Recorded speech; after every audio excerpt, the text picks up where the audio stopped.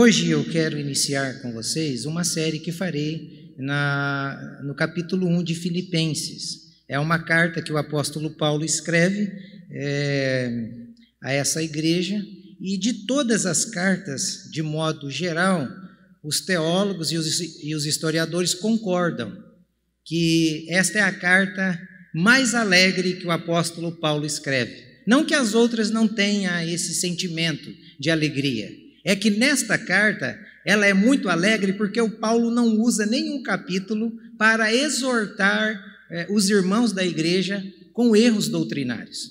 Todas as demais cartas que Paulo escreve, elas às vezes são um pouco ácidas por causa dos desvios doutrinários. Mas Filipenses não tem nenhum desvio doutrinário. Por isso que ela é a carta chamada de alegria, não é? Então, eu quero hoje fazer com vocês a introdução da carta. Não vou ficar preso em textos bíblicos, mas vou fazer essa introdução para que você saiba, todas as vezes que ler a carta de Paulo aos Filipenses, você saiba como essa igreja começou, os fundamentos dessa igreja, que também está ali na Bíblia, e a gente acha que a Bíblia é um livro desconectado. Não, a Bíblia não é um livro desconectado.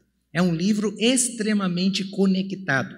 Se você pega, por exemplo, o capítulo 16 de Atos, você vai ver o nascedouro da igreja de Filipos. Então, a gente vai lá para a carta, lê aquela carta, não sabe de nada, como que nasceu a igreja, e hoje eu quero dar esse pano de fundo para, nas próximas reflexões, então a gente ir verso a verso, como eu fiz em Efésios capítulo 1. Tá bom, irmãos?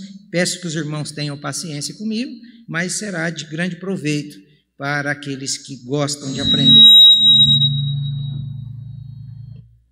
Para aqueles que gostam de aprender as Sagradas Escrituras. Tá bom? A nível de introdução, eu quero ler o verso 1 e o verso 2.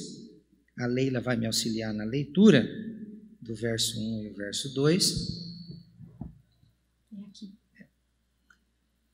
Paulo e Timóteo, servos de Cristo Jesus, a todos os santos em Cristo Jesus, inclusive bispos e diáconos que vivem em Filipos. Que a graça e a paz de Deus, nosso Pai, e do nosso Senhor Jesus Cristo estejam com vocês. Senhor, mesmo assentados, nós queremos nos dobrar, que o nosso espírito se dobre diante desta palavra. Ajude-nos a compreender as Sagradas Escrituras. Abre o nosso entendimento, Senhor, para que sejamos cristãos maduros, que saibamos onde estamos caminhando e onde estamos pisando. Que a nossa fé não esteja no emocional, mas que esteja na razão das Sagradas Escrituras. Abre o entendimento, esclarece-nos a partir desta leitura, esta maravilhosa carta, e que possamos ser edificados e nos alegrar no Senhor e na força do seu poder. É em nome de Jesus que oramos. Amém. Então, como vocês percebem, o texto começa dizendo Paulo e Timóteo. Por que Paulo e Timóteo? Porque Paulo e Timóteo foram os dois irmãos que plantaram a igreja de Filipos. A igreja de Filipos, ela é fruto da viagem missionária que Paulo e Timóteo fizeram naquela região da Europa. Por isso que a carta começa assim. E Paulo sempre usa aquelas classificações. Ele e Timóteo, ele está se colocando como servos do Senhor Jesus Cristo. Diferentemente do que nós vemos hoje no pastorado. Não é? Paulo não reivindica nenhum título aqui para si, pelo contrário. Ele se coloca como escravo, servo é escravo. Então ele está dizendo, olha, eu e o meu companheiro, o Timóteo, nós somos escravos do Senhor Jesus e nós estamos fazendo um grande trabalho para ele e esse grande trabalho é o resultado dessa igreja que foi plantada aqui na cidade de Filipos. Então, nós precisamos nos deter em alguns detalhes que são de extrema importância para nós. O primeiro detalhe, para nós conhecermos o ambiente dessa carta, é a cidade, é o detalhe da cidade. Filipos foi fundada por o pai de Alexandre o Grande, não é? Então, ela foi fundada no ano de 358 a.C., por pai do Alexandre o Grande. Na verdade, Filipe II, esse era o pai do Alexandre o Grande. E, geograficamente, ela está situada em uma região muito importante. Qual é a região que ela está situada? Ela está situada entre a Ásia e a Europa. Ela está dentro do continente da Europa e fazendo divisa com o continente asiático, ali próximo da região conhecida na época bem antiga, Anatólia. E essa região era uma região portuária, era uma região de extrema importância para os dois continentes, o continente europeu e o continente asiático. Por quê? O continente asiático sempre foi o continente mais populoso do mundo e o maior continente em área de extensão. Então, olha onde Filipos está. Ela está ligando o maior continente em dois aspectos, de tamanho e de população. E está ligando a Europa, que também nessa época era de extrema importância, porque a cultura vinha da Europa. O governo e a política vinham da Europa. A filosofia vinha da Europa. E Filipos está nessa região da Grécia, justamente de onde nasceu todo esse conhecimento filosófico que existe hoje. Então, esta era a posição da cidade de Filipos. Uma outra coisa importante é a origem dessa igreja. Quando a gente vai para o nascedouro dessa igreja, ela nasce quando? Ela nasce aqui, na segunda viagem missionária que Paulo faz.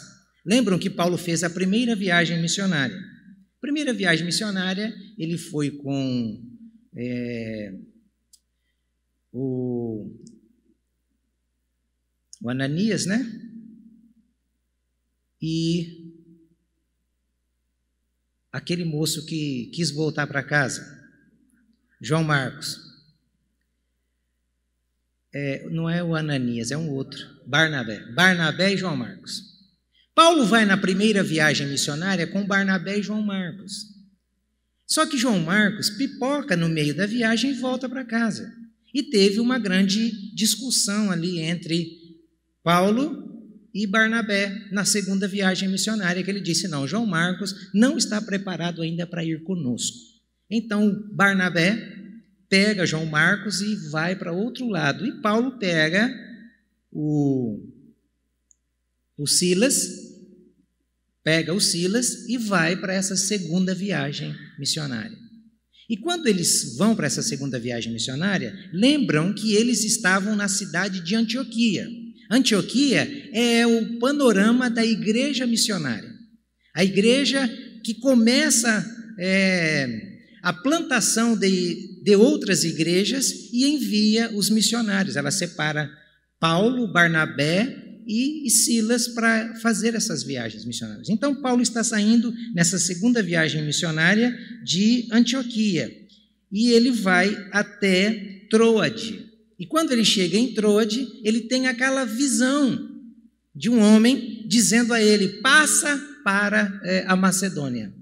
E era justamente para essa região onde Paulo vai, que é a região de Filipos. Que coisa interessante, quando você olha nas Sagradas Escrituras, você percebe que Paulo estava tentando ir pregar o Evangelho em outro lugar. E lá em Atos vai dizer que o Espírito o impedia. Que é isso, irmão? Paulo queria ir pregar o Evangelho.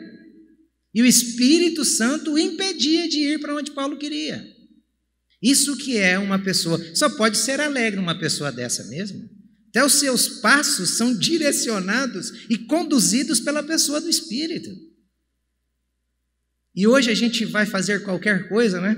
Que Espírito, nada. A gente nem ora, nem busca do Senhor a direção. E Paulo estava tentando ir numa direção contrária, mas o Espírito o conduz, o barra e diz, não, não é para cá. E abre aquela visão, Paulo tem essa visão, e ele passa então em obediência com o seu companheiro de viagem, Silas, e vai para a região de Filipos. Aí vem o primeiro fato, que é o fato da origem da igreja de Filipos. Então ela nasce nessa segunda viagem missionária, como eu mencionei, e aí como que acontece?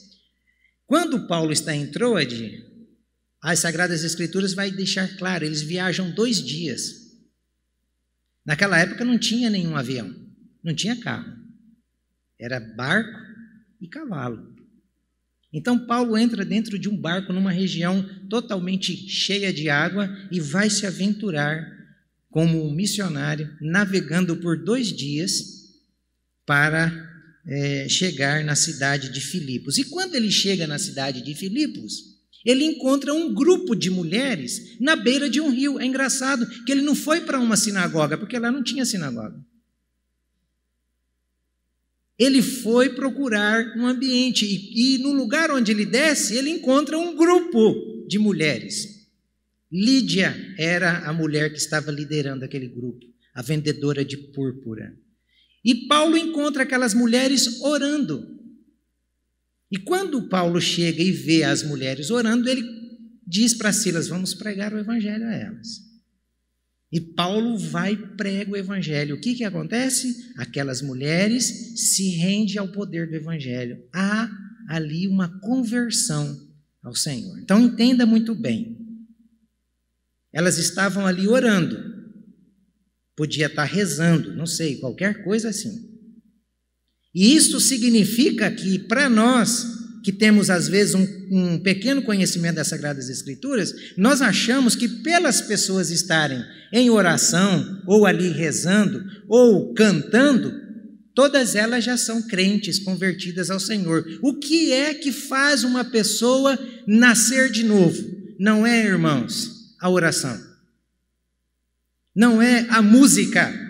O que faz uma pessoa nascer de novo é a pregação do Evangelho, porque a pregação do Evangelho leva a pessoa a se arrepender dos seus pecados, a reconhecer que ela é pecadora e que ela precisa de Jesus Cristo. Só a pregação. E é o que Paulo está fazendo aqui. Não era para ele chegar e orar com elas? Era. Mas Paulo não faz isso. Paulo vai e prega o evangelho. Que coisa maravilhosa que a gente percebe aqui. E na exposição do evangelho, Lídia se rende ao Senhor Jesus. E as demais mulheres. Maravilha.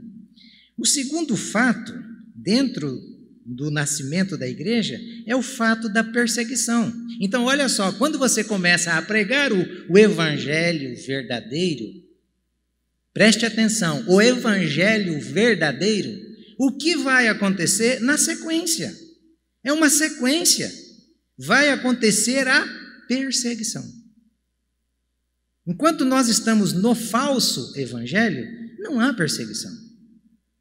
Não há revolta. Não há confusão. Por que os apóstolos eram conhecidos como o pessoal que está virando o mundo de pernas para o ar? Porque era o pessoal que chegava dizendo que tinha que se arrepender dos pecados, que se não nascer de novo, vai para o inferno. Esse é o evangelho de Jesus Cristo. O outro evangelho é aquele que diz que você vai se dar bem sempre. Aqui Paulo está dizendo ao contrário, ele está nos ensinando. E quando ele vai chegando ali na cidade, ele percebe uma moça que adivinhava as coisas. Ela tinha um espírito que revelava, eu não sei se até o RG, o CPF, né? Mas ela revelava. No tempo que eu era menino, eu andava atrás dessas coisas. Como eu gostava. Se falasse, vai vir um pregador ali que revela até o CPF, eu era o primeiro a estar lá. creio, irmãos, que Deus é poderoso e Ele pode, se Ele quiser, Ele fala, Ele revela, mas nós não devemos ficar atrás destas coisas. O que nós precisamos é do Evangelho, é da palavra de Deus sendo exposta literalmente, verso a verso, para que a gente aprenda e seja transformado por ela. E se Deus quiser usar uma pessoa, Ele vai usar aonde nós estivermos. Ele usou até uma mula. Então a gente percebe que Paulo está caminhando e ali tinha uma moça que tinha esse dom e ela enriquecia os seus senhores. Eu não sei quantos donos ela tinha, mas ela tinha dono. E os caras exploravam o dom dela, porque aquilo lhe rendia muito dinheiro. E aí, por muitos dias, Paulo e Silas, diz as Escrituras que Paulo e Silas se dirigia, juntamente com as mulheres, para o caminho, na beira do rio, para orar, e aquela moça, por muitos dias, ia atrás de Paulo e Silas, dizendo: eis aí os homens que pregam o caminho da verdade, que pregam a salvação. Olha como que o Satanás faz. Ele estava falando verdade, não estava falando mentira. E às vezes a gente fica impressionado, né? Por isso que eu digo que nós devemos tomar muito cuidado quando a revelação só fala coisa boa para a gente deve ficar esperto. Porque o nosso Deus é o Deus que revela para a gente se consertar. É o Deus que sempre se manifesta nas Sagradas Escrituras com a revelação para que a gente mude o caminho, para que a gente se conserte. E essa moça estava só dizendo coisa boa para o Paulo e para o Silas. Não tinha nenhuma exortação. Estes homens eram pecadores como nós. Ela não podia dizer: ei, Paulo, Deus está me revelando que você queria ir pregar para outro lado, rapaz. Mas você tentou e Deus não permitiu. Aí ia ser de Deus. Mas ela só estava colocando Paulo e Silas para cima, inflando o ego deles. E Paulo ficou incomodado com isso. Depois de muitos dias, o que é que Paulo faz? Paulo olha para a moça e repreende o espírito de Satanás que estava nela. E ela perde o dom. Não revela mais. Qual foi o preço da libertação? Que recompensa Paulo recebe por libertar aquela moça do dom que enriquecia os seus senhores? Prisão. Então Paulo é levado para a prisão por causa do Evangelho. Ele foi preso não porque ele dava cheque frio, porque era caloteiro. Ele foi preso não porque ele passava as pessoas para trás. Ele foi preso não porque ele roubava. Ele foi preso porque ele pregava a verdade. E é engraçado que depois da perseguição vão acontecer as conversões, que é o que aparenta no nascimento da igreja. Quando Paulo e Silas foram levados para a prisão, eles chegam na prisão diferentemente de muitos de nós se estivéssemos no lugar deles. Não era para eles chegarem lá dizendo: eu não aceito isso, eu rejeito isso, em nome de Jesus. Não é? Não era para a gente dizer isso? Não era para passar na mente destes homens estas coisas? Nós estamos fazendo bem e o Senhor nos recompensa assim? Cadeia? E não é só cadeia não, é chicote. Mas eles reagem diferentemente de muitos de nós, que vivemos nesse evangelho amarelo de hoje. Como que eles reagiram? Eles começaram a cantar hinos, provavelmente do cantor cristão.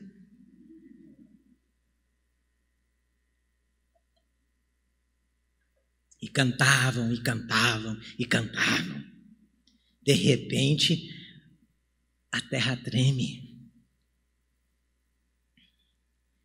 Quando houve aquele terremoto, as prisões, ou as cadeias que estavam neles, não sei se eram aquelas bolas que a gente vê nos filmes, se abrem. O carcereiro pega uma espada para se suicidar. Se fosse nós iríamos dizer, deixa esse miserável morrer. Ele não me prendeu, ele não me bateu. Depois eu vou falar o evangelho para quem ficar vivo aqui. Mas Paulo, olha só que homem. Não faça isso. Todos estamos aqui. A reação do carcereiro foi algo inesperado. Diz que o carcereiro se prostra diante dos pés de Paulo e diz: o que preciso fazer para ser salvo? Aí vem aquele verso que é conhecido, porém mal interpretado por muitos, que é Atos 16:31. Crê no Senhor Jesus e serás salvo tu e a tua casa. E a gente acha que o texto para ali. E daí a gente fica assim, creia em Jesus. Se você crê, a sua casa vai ser salva. Espera, meu irmão, a casa vai ser salva se a casa crê também. Porque o texto continua. Paulo sai dali, vai com o carcereiro na casa do carcereiro, prega o evangelho, a família se arrepende, se converte, nasceu de novo. Mas por quê? Porque creram. Essa é a consequência do andar dessa história fantástica e fabulosa. E aí você percebe, não é, nesse momento, o poder do evangelho. Como que o evangelho é poderoso. Olha que poder maravilhoso. Ele chega, alcança aquelas mulheres na beira do rio. Um monte de mulher se converte. E Paulo foi bem estrategista, né? Não, é o Espírito Santo. Leva ele lá para o meio das mulheres. Por que vocês acham? Mulher fala pouco, né? Essas mulheres crentes, elas saíram disseminando a palavra de Deus. 20.000 palavras, só Jesus, Jesus, Jesus te ama, Jesus quer salvar a sua vida, Jesus quer salvar a sua casa. Pensa, essas mulheres falando o dia todo, porque uma mulher, quando ela coloca um negócio na cabeça, né? Ela fica na cabeça da gente o dia todo. Tinha um amigo que ele trabalha lá na portaria do prédio, e esses dias eu fui pegar um móvel com ele ali, e ele começou mencionando para mim, rapaz, olha, eu gosto tanto desse blindex verde, mas a minha esposa está pedindo para eu colocar lá na casa o branco. Eu disse, então você coloca o branco, porque você vai ouvir para o resto da sua vida se você colocar o verde, que ela queria o branco. Porque mulher é assim. E Paulo vai nesse ambiente. E dali começa a conversão, uma conversão atrás da outra. Aí Paulo liberta ali aquela moça, depois aquele cruel carcereiro, que os historiadores dizem que o homem era cruel, também se converte e começa a fazer parte da igreja. Era um espancador. Está lá dentro da igreja agora. Olha que igreja maluca. A igreja é composta de gente que era espancador, de gente que era possesso de demônio, de gente que era idólatra, que estava na beira de um rio ali. Essa é a igreja que começa por causa do evangelho. Olha o que o evangelho faz. Isso é uma coisa maravilhosa, irmãos. Só o evangelho é capaz, quando a gente olha para esse contexto, só o evangelho é capaz de mudar a história de uma pessoa, a história de uma família, a história de uma cidade. Quando o evangelho chega com o poder da palavra que transforma, vidas são mudadas, a cidade, o ambiente é transformado. Então, qual é o nosso papel como igreja? Nosso papel como igreja não é fazer assistência social. Nosso papel como igreja é anunciar o único meio pelo qual o homem pode ser salvo. Esse é o nosso papel. E o mundo de hoje se parece com o mundo daquela época. O que muda são as pessoas. E nós conseguimos aperfeiçoar alguns pecados que o povo daquela época, se vivesse hoje, sentiriam inveja de nós.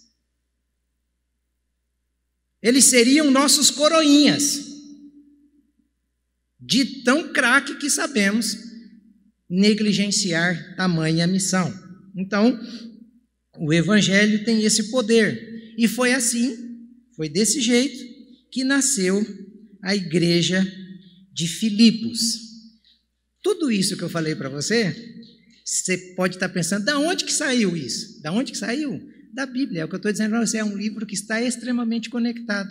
Atos, capítulo 16, do verso 6 ao verso de número 40, você tem toda essa descrição dos fatos. Eu só coloquei eles dentro de uma ordem e de uma cadência para que você soubesse como que a igreja de Filipos nasceu. Eu até poderia ler esse texto. Deixe-me ver se... É 8h30, né? Acho que dá tempo, porque a segunda parte aqui é muito rápida. Então vamos ler aqui a partir do verso de número 6. Atos 16. Esse farfalhar de folhas é muito bonito quando a gente ouve aqui de cima, viu? Atos 16, 6. E percorreram a região Frígia, Gálata, tendo sido impedidos pelo Espírito Santo de pregar a palavra na província da Ásia. Olha lá. Chegando perto de Mísia, tentaram ir para Bitínia, mas o Espírito de Jesus não o permitiu. E tendo contornado Mísia, foram a Troade. À noite, Paulo teve uma visão na qual um homem da Macedônia estava em pé e lhe rogava, dizendo: passe à Macedônia e ajude-nos. Assim que Paulo teve a visão, imediatamente procuramos partir para aquele destino, concluindo que Deus nos havia chamado para lhes anunciar o Evangelho. Tendo, pois, navegado de Troade, fomos diretamente para Samotrácia e no dia seguinte a Neápolis. Dali fomos a Filipos. Perceberam os 2 dias que eu disse que eles navegaram? Está aqui no verso 11. Dali fomos a Filipos, cidade da Macedônia, primeira do distrito e colônia romana. Nesta cidade permanecemos alguns dias. No sábado saímos da cidade para a beira do rio, onde nos pareceu haver um lugar de oração. E assentando-nos, falamos às mulheres que havia se reunido ali. Certa mulher chamada Lídia, da cidade de Tiatira, vendedora de púrpura, temente a Deus, nos escutava. O Senhor lhe abriu o coração para que estivesse atenta ao que Paulo dizia. Olha lá, o Senhor abriu o coração. Era uma mulher temente. Não significa que ela era crente. Lembra daquele texto de Atos também, que tinha um homem temente a Deus? E Paulo teve aquela visão, ou Pedro teve aquela visão para ir lá pregar o evangelho a ele? E ele teve que se arrepender dos seus pecados. Era um homem de boas obras. Então, Deus abriu o coração daquela mulher, não é, para que ela ficasse atenta. Depois de ser batizada, ela e toda a sua casa nos fez este pedido: se julgam que eu sou fiel ao Senhor, venham ficar na minha casa. E nos constrangeu a isso. Que mulher, hein? Crente, convertida, e tem uma virtude que poucas pessoas hoje têm: hospitalidade. Era uma mulher hospitaleira. Vamos abrir a porta da nossa casa para hospedar, irmãos. É bom isso daí.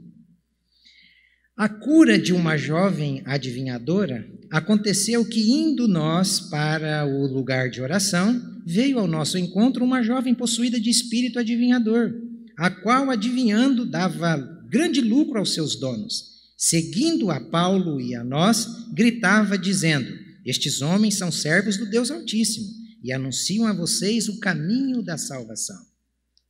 E isto se repetiu por muitos dias. Então Paulo, já indignado, voltando-se, disse ao Espírito: em nome de Jesus, eu ordeno que você saia dela. E ele, na mesma hora, o espírito saiu. Verso 19. Quando os donos da jovem viram que se havia desfeito a esperança do lucro, agarraram Paulo e Silas e os arrastaram para a praça, à presença das autoridades, e levando-os aos magistrados, disseram: estes homens, sendo judeus, perturbam a nossa cidade, propagando costumes que não podemos aceitar e nem praticar, porque somos romanos. Então a multidão se levantou unida contra eles, e os magistrados, rasgando-lhes as roupas, mandaram açoitá-los com varas. Pensam que eles foram para a cadeia sem apanhar? Apanharam muito. E depois de lhes darem muitos açoites, os lançaram na prisão, ordenando ao carcereiro que os guardasse com toda a segurança. Este, recebendo tal ordem, levou-os para o cárcere interior e prendeu os pés deles no tronco. Por volta da meia-noite, Paulo e Silas oravam e cantavam louvores a Deus. E os demais companheiros de prisão escutavam. De repente, sobreveio tamanho terremoto que sacudiu os alicerces da prisão. Todas as portas se abriram e as correntes de todos os presos se soltaram. O carcereiro despertou do sono, dorminhoco ainda, valentão, mas dorminhoco. E vendo abertas as portas da prisão, puxando da espada, ia suicidar-se, pois pensou que os presos tinham fugido. Mas Paulo gritou bem alto: não faça nenhum mal a si mesmo, estamos todos aqui. Então o carcereiro, tendo pedido uma luz, entrou correndo e trêmulo, prostrou-se diante de Paulo e Silas. Depois, trazendo-os para fora, disse: senhores, que devo fazer para que seja salvo? E eles responderam: creia no Senhor Jesus e você será salvo, você e toda a sua casa. E pregaram a palavra de Deus ao carcereiro e a todos os que faziam parte da casa dele. Naquela mesma hora de noite, cuidando deles, lavou-lhes as feridas dos açoites. O homem que era valente agora está aqui, olha. Olha o que o evangelho faz, irmão. O evangelho muda a natureza do ser humano. O bruto agora está aqui, igual é o Popeye, fazendo só o bem. Logo a seguir, ele e todos os membros da casa dele foram batizados. Então, levando-os para a sua própria casa, deu-lhes de comer, e com todos os seus manifestava grande alegria por ter crido em Deus. Quando amanheceu, os magistrados enviaram oficiais de justiça com a seguinte ordem para o carcereiro: ponham aqueles homens em liberdade. Então o carcereiro comunicou isso a Paulo, dizendo: os magistrados ordenaram que vocês fossem postos em liberdade. Portanto, vocês podem sair. Vão em paz. Paulo, porém, lhes disse: sem ter havido processo formal contra nós, nos açoitaram publicamente e nos jogaram na cadeia, sendo nós cidadãos romanos. Querem agora nos mandar embora sem maior alarde? Nada disso. Pelo contrário, que eles venham e pessoalmente nos ponham em liberdade. Aqui não é que Paulo está querendo puxar sardinha e dizer: agora eu vou pisar na garganta. Não, não é isso. Paulo queria que eles viessem para quê, vocês acham?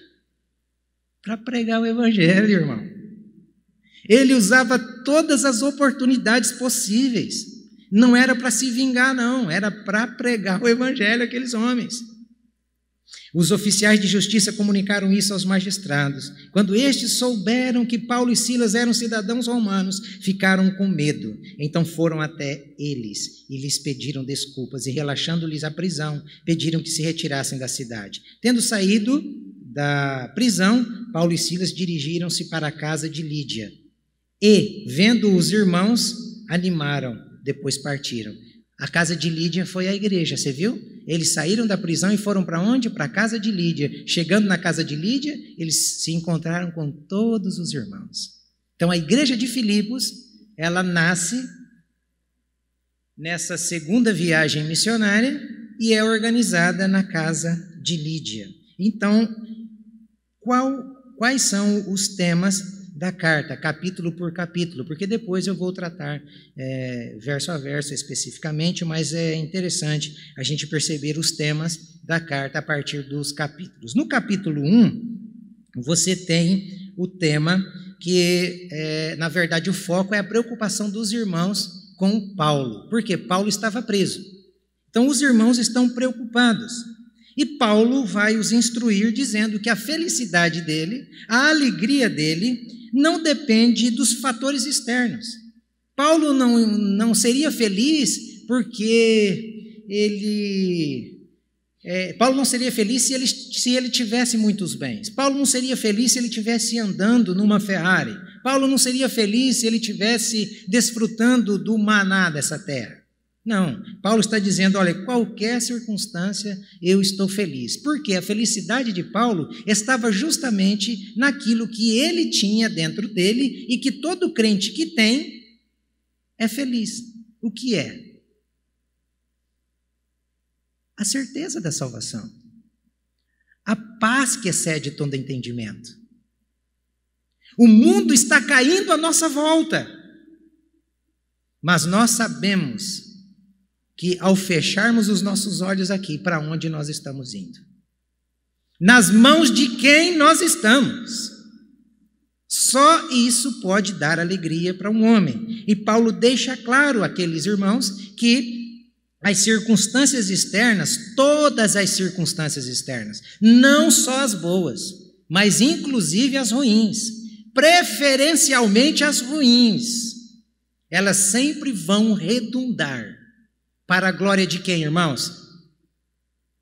De Deus. Para a glória de Deus, porque nas situações difíceis são os lugares ou o ambiente onde mais as pessoas nos ouvem e onde mais o evangelho é marcado na vida das pessoas. Por quê? Pensa uma pessoa vivendo um sofrimento, tendo tudo para murmurar e para reclamar, e naquele momento de dor e de sofrimento, ela começa a falar do amor de Deus. Quem está à volta dessa pessoa vai dizer, meu Deus, alguma coisa é verdade mesmo, porque essa mulher, olha como que ela está. Eu nunca me esqueço daquele dia que a Rose veio aqui no velório do filho e falou aquelas palavras. Aquilo mexeu com muita gente. Ela estava enterrando um filho. Mas aquela palavra da Rose, ela valeu muito mais do que 1000 pregações feitas nesse lugar, porque ela estava falando de Cristo e falando da alegria que só Cristo poderia colocar para ela passar naquele momento difícil ali. Então, Paulo deixa isso muito claro para aqueles irmãos, dizendo, olha, não fiquem preocupados comigo. Até essa minha prisão redunda para a glória e a pregação do Evangelho. Olha o verso 12, que a Leila vai ler. Quero ainda, irmãos, cientificar-vos de que as coisas que me aconteceram têm antes contribuído para o progresso do Evangelho. Ó, irmãos, tudo que está aí acontecendo é só para o progresso do Evangelho. Cara desse, se você olha, você fala, não, esse cara está vivendo num outro tempo. Não, ele não está vivendo num outro tempo. Ele realmente teve um encontro com o Senhor, foi marcado, o coração dele foi totalmente ganho, preenchido, a mente cheia do Evangelho. Qualquer coisa que me acontecer é para o progresso do Evangelho. O segundo capítulo, você vai perceber aqui, Paulo, ele apresenta uma discórdia que estava havendo ali na igreja. Eu gosto do Paulo porque o Paulo não esconde nada. E a Bíblia é esse livro que revela tudo. Às vezes você vê lá, por que está lá o relato de Davi, caiu em adultério, Davi matou, Davi um pilantra. Você olha para aquilo e fala, mas por que a Bíblia não esconde essas coisas? Não esconde porque os personagens da Bíblia são eles e somos nós. É por isso que está tudo ali. Quando a gente lê a Bíblia, a gente tem que olhar a gente ali. E quando você percebe aqui, no capítulo 2, o Paulo vai apresentar uma grande discórdia que estava tendo ali na igreja de Filipos. Essa discórdia estava justamente acontecendo eu duvido se vocês vão saber, entre duas mulheres. A igreja era formada de mulheres. Então, olha, percebam, a igreja tem isso. Tem as mulheres que entram em conflito, tem os homens que entram em conflito, e isso é normal. Não adianta você tentar esconder. Na igreja que o Paulo fundou tinha, você acha que na nossa não vai ter conflito? Tem que ter, se não tiver, não é igreja. Primeiro, por que tem conflito? Porque só tem gente doente aqui dentro, a começar de mim. Só tem gente que experimentou das mais duras perturbações na vida. Está vindo de consequências que, olha aí, você diz, nossa, meu Deus, mas será que se converteu mesmo? Porque dá até medo de sentar do lado.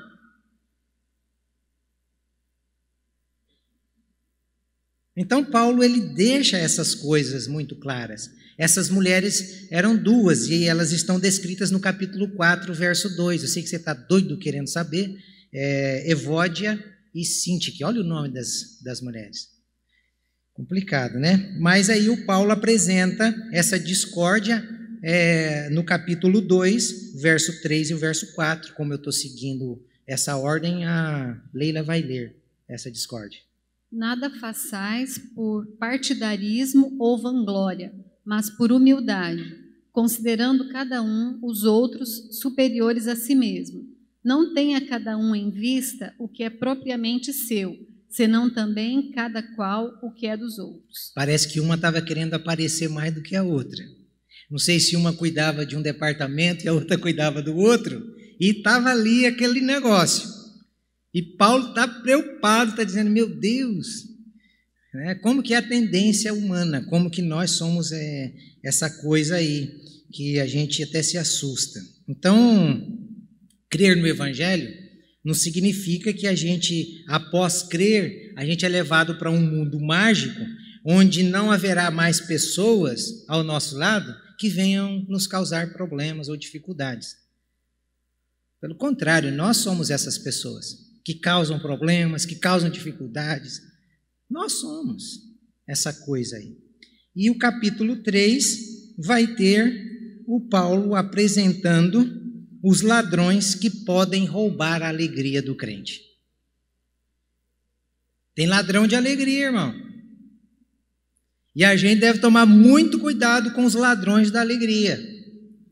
Capítulo 3, verso 2 e verso 18. Olha só os ladrões da alegria. Quem são eles?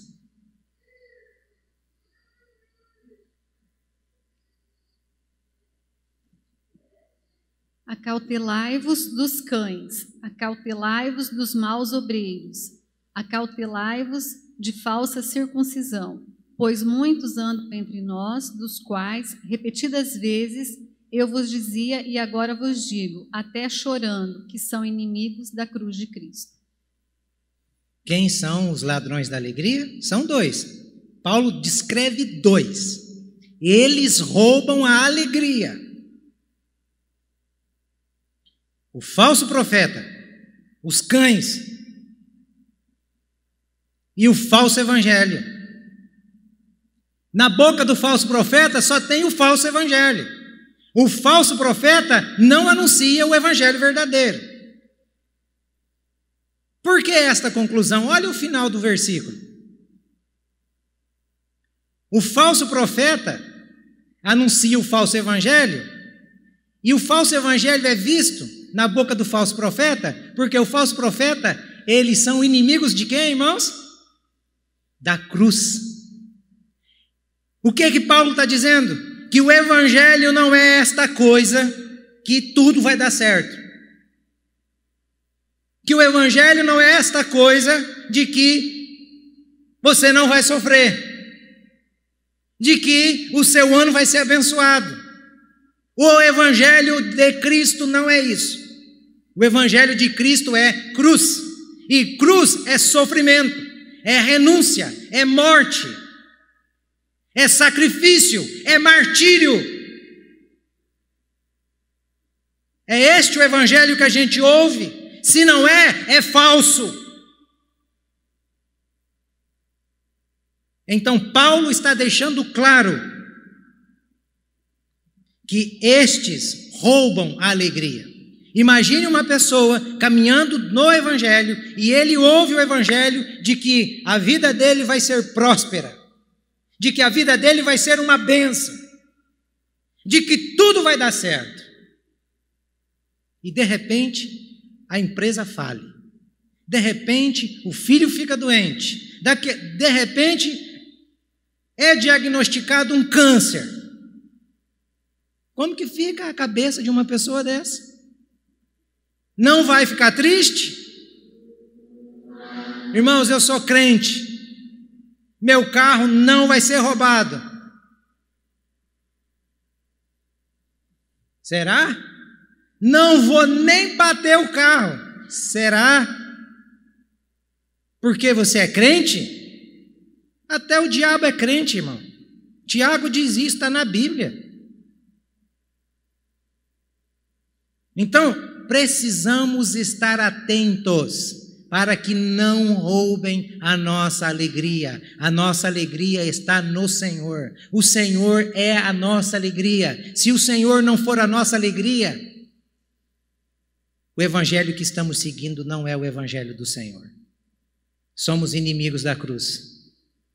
Paulo disse que todas as coisas corroboram, contribuem para o progresso do evangelho. Até o carro que é roubado, até o câncer diagnosticado, até a empresa que fale, tudo isso vai redundar na glorificação de Deus e na pregação do evangelho. Aí nós somos amigos da cruz. A fé serve para isso. É nos momentos difíceis. Quem vai usar a fé no momento em que tudo está bem? No momento em que tudo está bem, a gente até se esquece de Deus. Mas no momento em que a coisa está ruim, é nessa hora que a gente usa a fé. É nessa hora que a gente se rende dizendo muito obrigado, Senhor, porque se não fosse pela fé no Senhor, eu iria fazer como o carcereiro. Espada, suicídio. Mas porque o Senhor é minha alegria, aqui dentro dessa cadeia só me resta cantar hinos e orar. Todos nós temos as nossas cadeias. Todos nós temos as nossas dificuldades e prisões. Todos nós.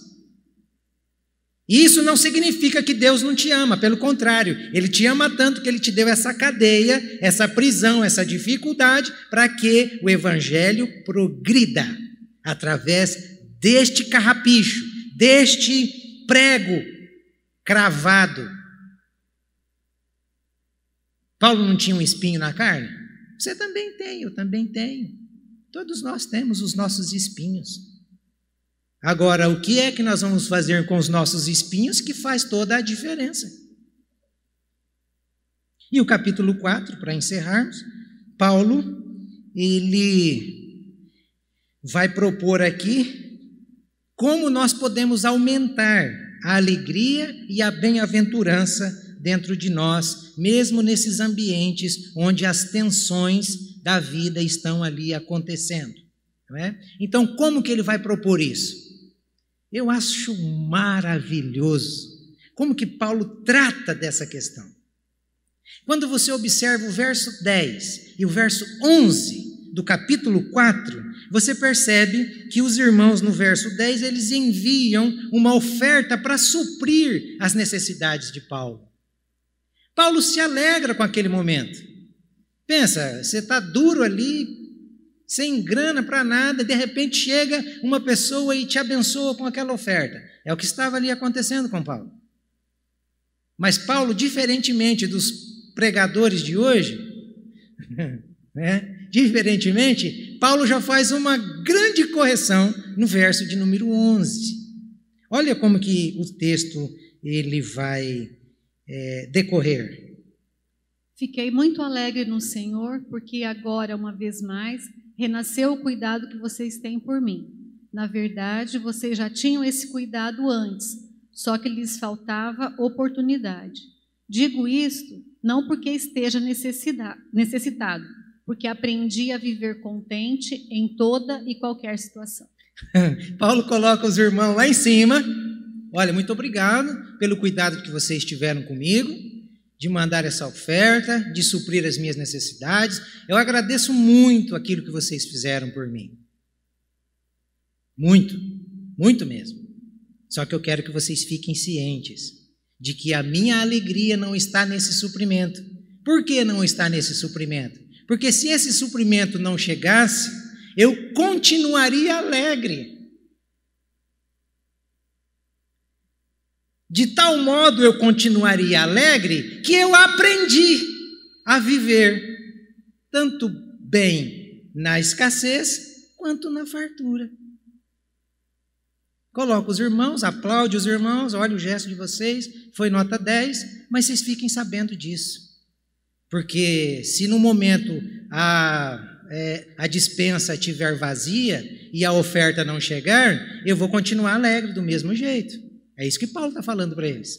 Por quê? Porque a minha alegria, mais uma vez eu vou concluir para vocês, a minha alegria não depende dos fatores externos.